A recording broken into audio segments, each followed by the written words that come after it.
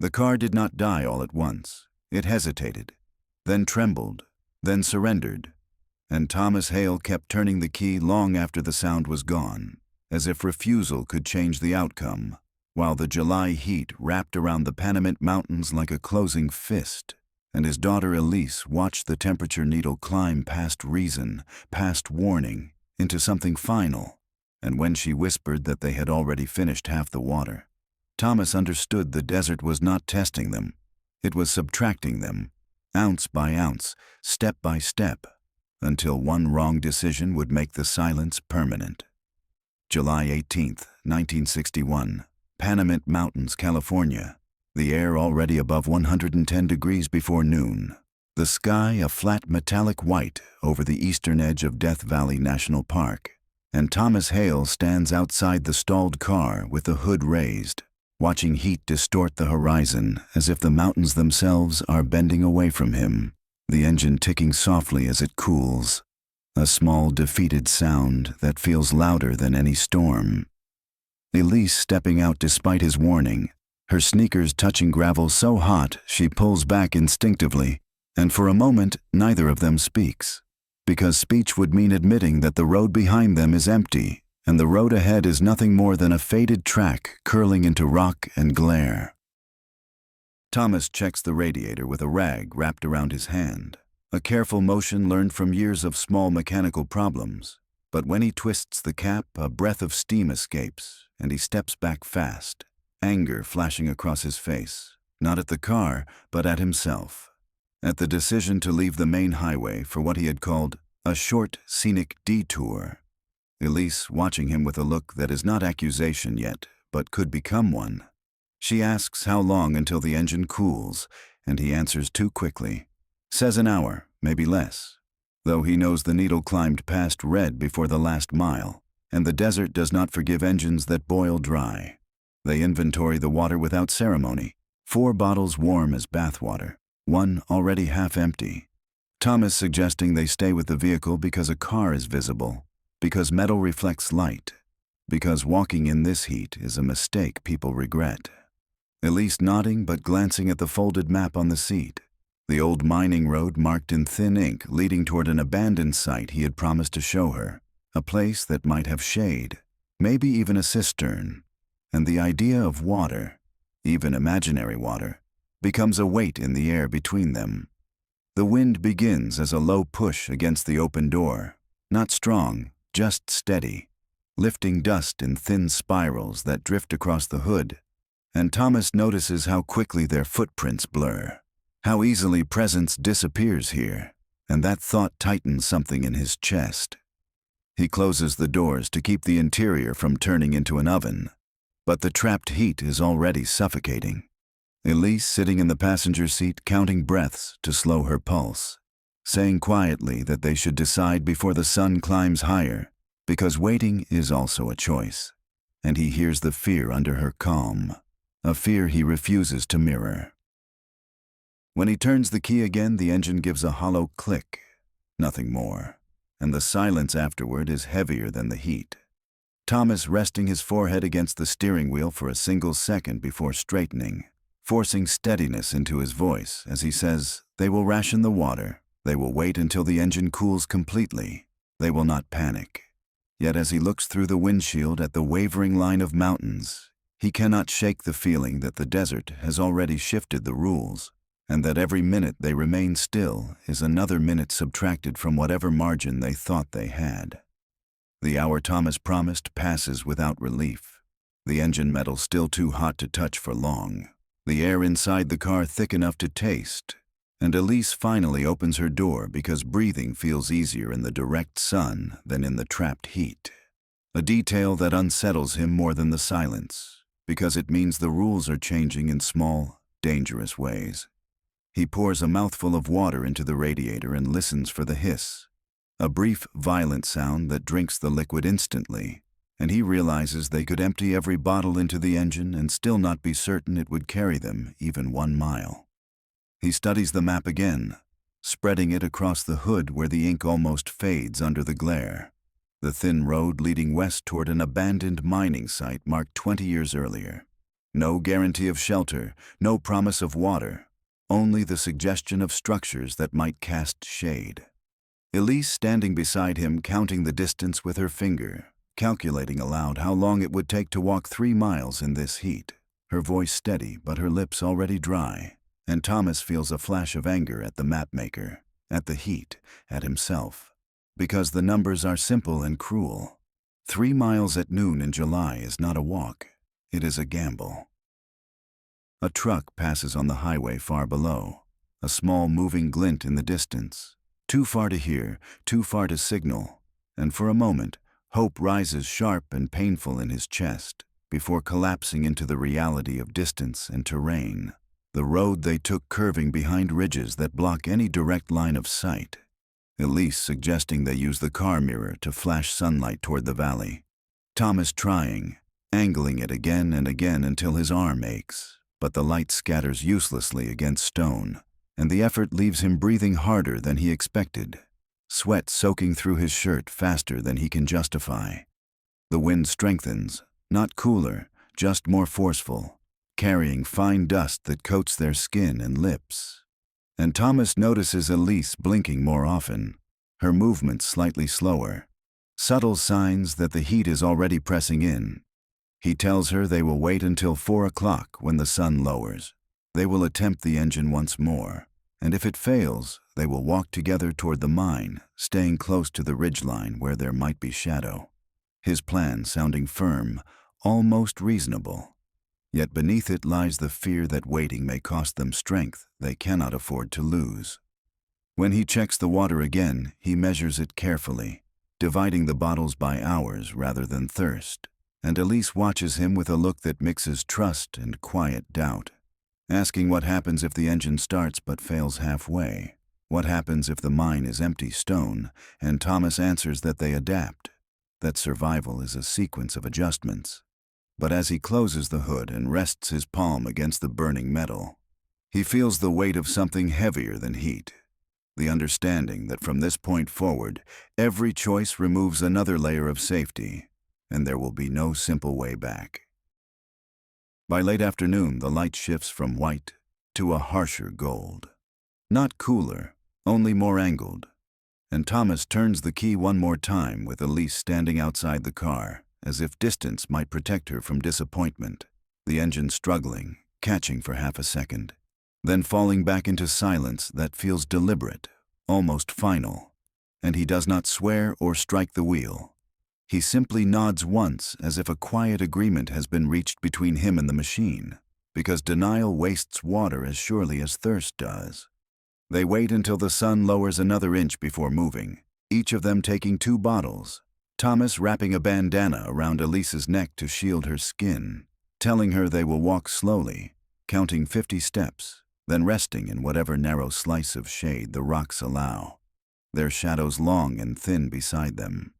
The road ahead rising gently but without mercy, gravel sliding underfoot, heat radiating not only from above but from the ground itself, so that every pause feels like standing inside an open oven, and Elise says little, saving breath the way they save water, her focus narrowed to the rhythm of steps and the next patch of darker stone. After 20 minutes, Thomas realizes the distance looks unchanged. The mine structures still faint shapes against the ridge, closer than before, yet not close enough to promise relief. And doubt presses in quietly. What if the buildings collapsed years ago? What if the map exaggerates their size? What if there is no shade at all? He feels the urge to look back at the car, but resists, because the sight of it shrinking would fracture his resolve. And instead, he studies the terrain ahead, searching for any sign of life, any movement, finding only wind and dust. Elise stumbles once, catching herself before falling, insisting she is fine, though her voice has grown thinner, and Thomas forces a rest earlier than planned, guiding her to a shallow outcrop where the rock casts a triangle of shadow barely large enough for them both. He measures out 2 small sips of water, watching her swallow carefully, and he senses the balance shifting, their strength no longer equal. Responsibility settling heavier on his shoulders with each step, because if she weakens further, the distance becomes not 3 miles, but an impossible burden. When they rise again, the wind changes direction, carrying a faint smell of heated metal and dust from behind them, and Thomas cannot tell whether it is memory or warning. The car now out of sight beyond the curve of the road, and for the first time he feels fully untethered. No shelter behind, uncertain promise ahead. Only the measured cadence of their movement through a landscape that does not react, does not threaten, does not hurry. And that indifference unsettles him more than any visible danger, because it means the desert will not make the decision for them. It will simply wait to see if they make the wrong one. The ridge rises steeper than it first appeared, the road thinning into a ribbon of pale dust that cuts across darker rock. And Thomas feels the incline immediately in his calves, in the weight of the bottles knocking softly against his side. Elise walking a half-step behind now. Not from hesitation, but from fatigue she is trying to hide, and he adjusts their rhythm without announcing it, shortening the distance between rests, measuring her breathing instead of the horizon, because the mind structures ahead still shimmer in heat. Closer, yes, but distorted, uncertain, as if they could dissolve if approached too quickly. A sudden gust sweeps down from the slope above, stronger than the earlier wind, lifting dust into their faces, and for a moment, Elise loses her footing on loose gravel, sliding 2 steps before Thomas catches her arm. The contact brief but charged, both of them aware that a fall here could cost skin, strength, water, time, and time has become the most fragile resource of all. She pulls free gently, insisting she can manage, and he nods, though inside he calculates how far he could carry her if necessary. And the answer is shorter than he wants to admit. They reach the first sign of human presence, not as shelter but as warning. A splintered wooden post leaning at an angle beside the road, once painted with letters now faded into illegible ghosts. Thomas touching it as if confirming it is real, the wood hot enough to sting, and Elise allowing herself a thin smile because it means the map was not entirely wrong. Yet the sight also sharpens the tension, because abandoned places are promises without guarantees. Structures that survive sun and wind do not necessarily offer protection. The sun lowers further, but the heat radiating from the ground intensifies, stored energy releasing upward in invisible waves that blur the air. And Thomas feels lightheaded for the first time, a brief spinning sensation he masks by pretending to study the terrain. He takes a smaller sip than planned, saving more for Elise, who notices but says nothing. And in that silence there is gratitude mixed with fear, because generosity reduces margins, and margins are what stand between them and collapse. When the road bends sharply around a cluster of dark rock, the mind finally reveals itself more clearly. A low wooden structure clinging to the slope, one wall partially collapsed, the roof intact on one side, casting a wedge of shadow that looks almost solid from a distance. And Thomas stops walking not from exhaustion but from caution, studying the angle of the sun, the openness of the ground around it, the possibility of snakes, of unstable beams, of disappointment, because reaching shelter is not the same as being safe. And as they take the final stretch toward that fragile rectangle of shade, he feels the pressure building again. The sense that the desert is allowing them this approach only to test what they will do once they arrive. The shade beneath the mine structure is thinner than it looked from the road, a narrow blade of darkness pressed against warped boards and rusted nails, and Thomas steps into it first, testing the ground with careful movements, listening for the dry warning sound of something alive shifting in dust. But the only sound is wind slipping through broken planks. Elise joining him seconds later, her shoulders lowering slightly as the direct sun leaves her skin, and for a brief moment the relief is so sharp it almost feels like victory. Inside, the air is not cool, only less violent, thick with the scent of old timber and heated metal, and Thomas walks the perimeter slowly, scanning corners, checking the roof line where beams sag but hold. He finds no water, no barrel, no forgotten tool chest with miracles inside, only a collapsed crate and a scatter of rusted tin. Elise sinking carefully onto the packed dirt floor, her breathing uneven now. Not dramatic, but wrong. And when she asks how much water remains, he answers with numbers instead of reassurance, because numbers are honest even when they are cruel. He steps back outside to study the terrain from this new vantage point, the road below a pale thread, the valley beyond shimmering, and he notices something that tightens his pulse, a faint column of dust far off near the highway, too distant to confirm, too brief to trust. Perhaps a vehicle, perhaps only wind. And he raises the mirror again, angling it toward the horizon, holding it steady despite the tremor in his wrist, flashing light in measured bursts the way he once learned from a survival manual he never expected to use, waiting for a sign that someone sees, someone responds. But the dust fades and the horizon remains indifferent. When he returns to Elise, he finds her eyes closed, not asleep but conserving energy, and fear rises in him sharp and immediate. He crouches beside her, telling her they will stay here through sunset, that walking further in this heat would be reckless. She nods, but her voice is faint when she asks what happens after dark, and he hesitates just long enough for the answer to become obvious. After dark, the temperature will drop, but the terrain will grow uncertain, and moving without light carries its own risks. Cliffs, loose stone, the kind of fall that steals strength without warning.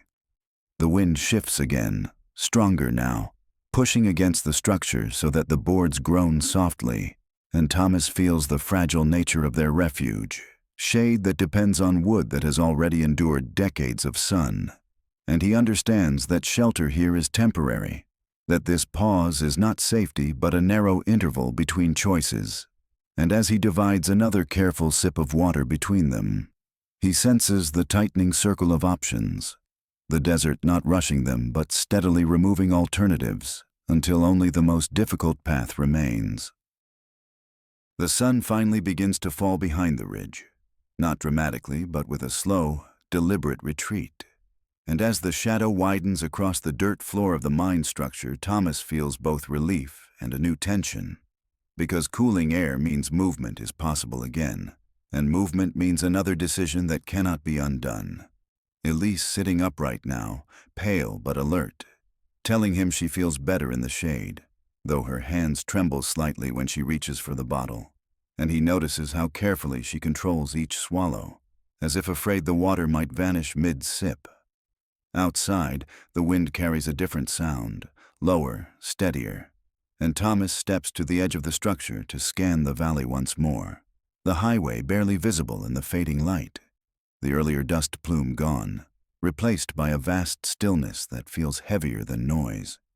He calculates the distance back to the car, the incline they climbed, the energy already spent, and he understands that returning downhill in darkness might save water but risk injury, while continuing along the ridge toward what the map suggests is a secondary road could bring them closer to help, or deeper into isolation. Elise asks him directly this time, "Do we stay or do we move?" And the question lands with more weight than the engine's final click hours earlier, because now there is no illusion of mechanical rescue, only endurance and judgment. Thomas studies the sky where the harsh white has softened into bruised orange, knowing the temperature will drop fast after sunset, perhaps by 20 degrees, enough to make walking bearable. Yet the terrain ahead remains uncertain, loose stone, narrow cuts in the rock, shadows that can hide sudden drops, and he feels the pressure of time tightening again, not from heat now, but from dwindling daylight. He proposes a compromise. They will wait until the last of the light fades, then walk slowly along the ridge for 1 hour only, no more, conserving strength, marking their path mentally so they can return to the mine if necessary. Elise nodding, though her eyes reveal fatigue she cannot mask, and together they step out from the structure just as the sun slips below the horizon, the air cooling quickly against their skin, almost gentle compared to the afternoon's assault. And for a moment, the desert feels less hostile, almost neutral. But as they begin moving along the ridge, the ground shifts underfoot more than expected. Gravel sliding unpredictably, small stones skittering down the slope with sharp echoes that magnify the sense of height. And Thomas realizes that in trading heat for darkness, they have entered a different kind of danger, one that demands balance and precision instead of endurance. Elise is breathing steady but shallow beside him, and with each careful step he senses that the margin for error has narrowed again, not because the desert has changed, but because they have. And fatigue is now as real an enemy as the sun ever was. Darkness settles faster than Thomas expects, the last band of orange fading into a deep blue that swallows detail, and the ridge transforms from a visible path into a sequence of uncertain shapes. Elise walking close enough that their shoulders brush at times, neither of them speaking because balance now requires full attention, each step tested before weight is committed. Gravel shifting with small betraying sounds that echo too loudly in the quiet. And Thomas feels the strain in his knees, the fatigue from the day returning in waves that make the ground seem less stable than it is. After 15 minutes, the terrain narrows into a shallow cut between rock walls, a natural corridor that seems to promise easier footing, and Thomas chooses it without hesitation, believing the rock on either side might shield them from loose slides. Yet as they move deeper, the air grows still and warmer again, heat trapped in stone radiating outward, and Elise stumbles when her shoe catches in a crack. She cannot see clearly, her hand striking the ground, a sharp intake of breath breaking the silence, Thomas kneeling beside her instantly, checking her ankle with careful fingers, relieved to find no swelling yet, but aware that even a minor twist here could end their movement entirely. They pause longer than planned, Elise insisting she can continue, though her voice carries strain, and Thomas adjusts their pace again, slower now, more deliberate, the hour he promised himself already feeling shorter than it should. And when he glances at the sky, he realizes the stars are emerging in full clarity, cold and distant, offering light but not guidance. The desert at night vast and indifferent, their small movement along its spine almost invisible from any distance. A sound reaches them then, faint at first, almost mistaken for wind, but rhythmic, mechanical, and Thomas freezes, holding up a hand, Elise stopping immediately, both listening with every nerve sharpened, the sound coming and going, distorted by the rock walls, perhaps an engine far below on the highway, perhaps imagination fueled by hope. Thomas climbing a few careful steps up the slope to gain a clearer angle, calling out once despite the dryness in his throat, his voice thin against the open space, waiting for an answer that does not come. When the sound fades completely, the silence feels heavier than before, and Thomas climbs back down slowly, the disappointment sharp but contained, because hope cannot be allowed to surge and collapse too often. It wastes strength. Elise looking at him without asking the question, understanding from his expression alone, and as they resume walking through the dark corridor, he senses that the desert has tightened again around them, not through violence but through distance, stretching every possible rescue just beyond reach, forcing them to rely only on measured steps and the fragile discipline that keeps fear from turning into panic. The corridor tightens before opening abruptly onto a slanted shelf of rock, and Thomas steps out first, only to feel the ground tilt more sharply than expected, loose gravel sliding toward a drop he cannot fully measure in the dark.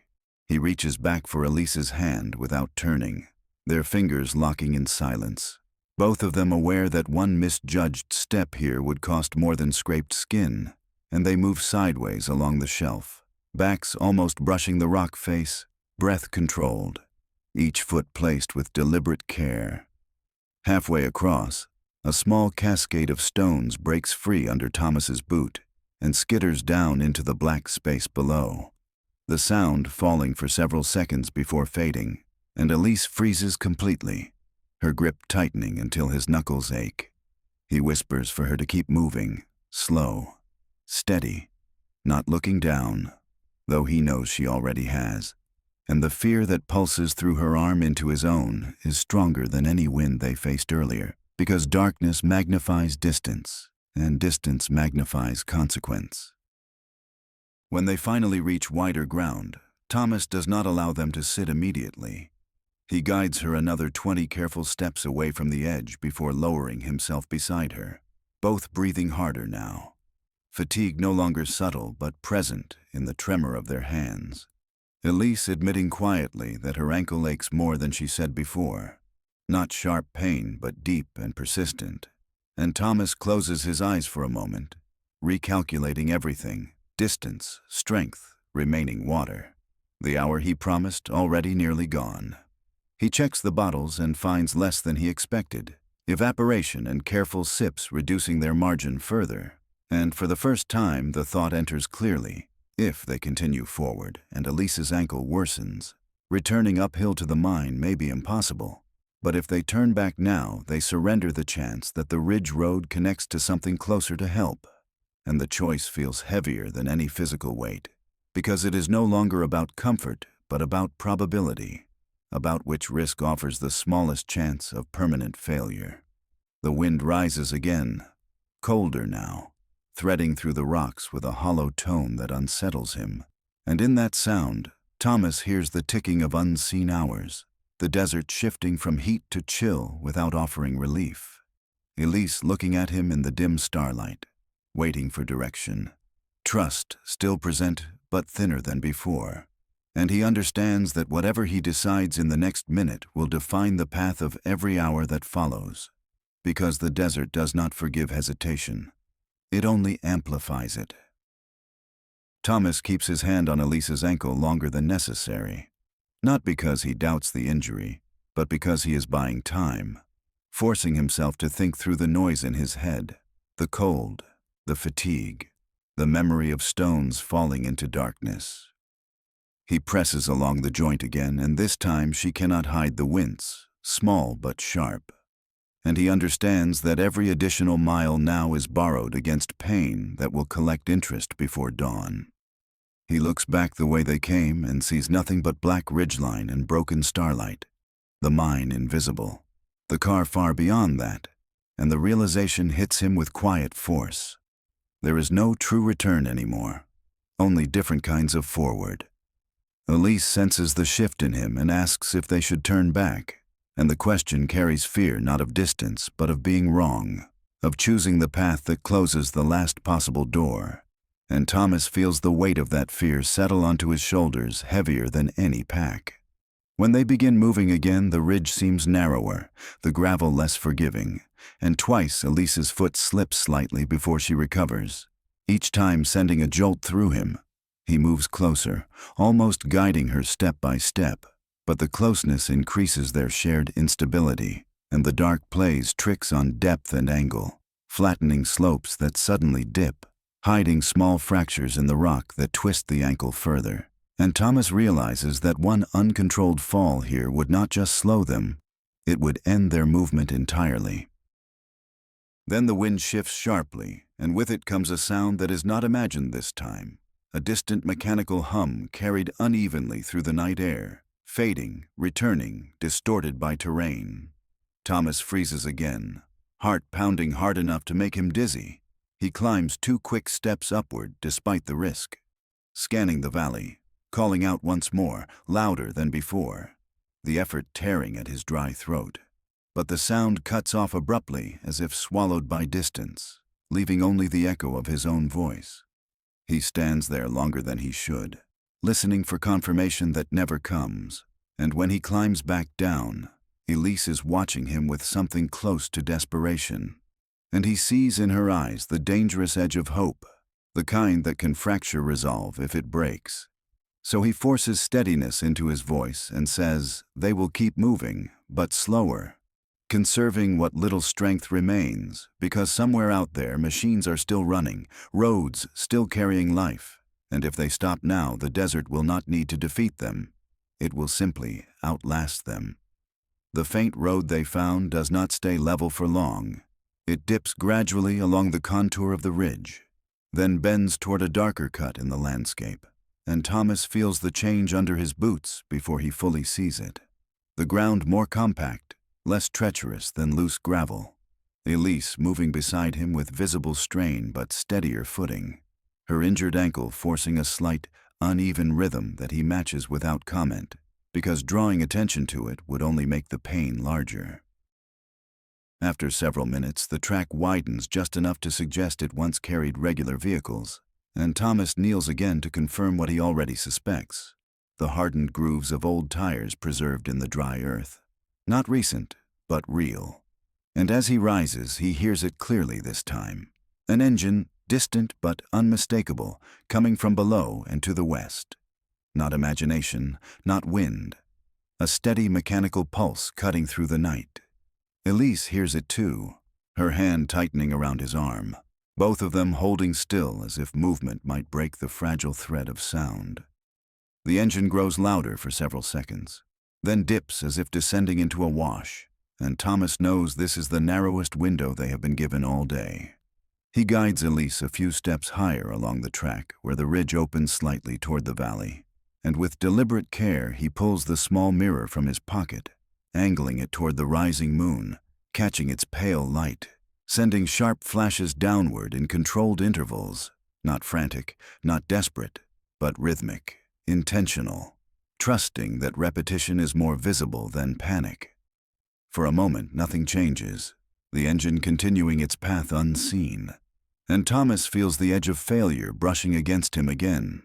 But then the sound slows, the pitch shifting, tires crunching on gravel, as if a driver has lifted a foot from the accelerator, and a faint beam of headlight sweeps briefly across the lower slope, not directly at them, but searching, and Thomas raises his free arm, waving steadily, Elise calling out despite the strain in her throat, her voice breaking but persistent. The headlights pause, swing wider, then fix toward the ridge, and the engine changes tone once more as the vehicle begins climbing the secondary road they stand upon, slow but certain, and Thomas does not allow relief to flood him yet, not until he sees the shape of the truck rounding the bend below, its lights cutting through dust and night. Not a miracle, not sudden rescue, but the result of hours measured in careful steps and restrained decisions. And as the vehicle approaches, Elise leaning against him for balance rather than collapse, he understands that survival was never about outrunning the desert. It was about refusing to let one wrong choice decide the rest. If you enjoyed this story, subscribe to read more survival stories.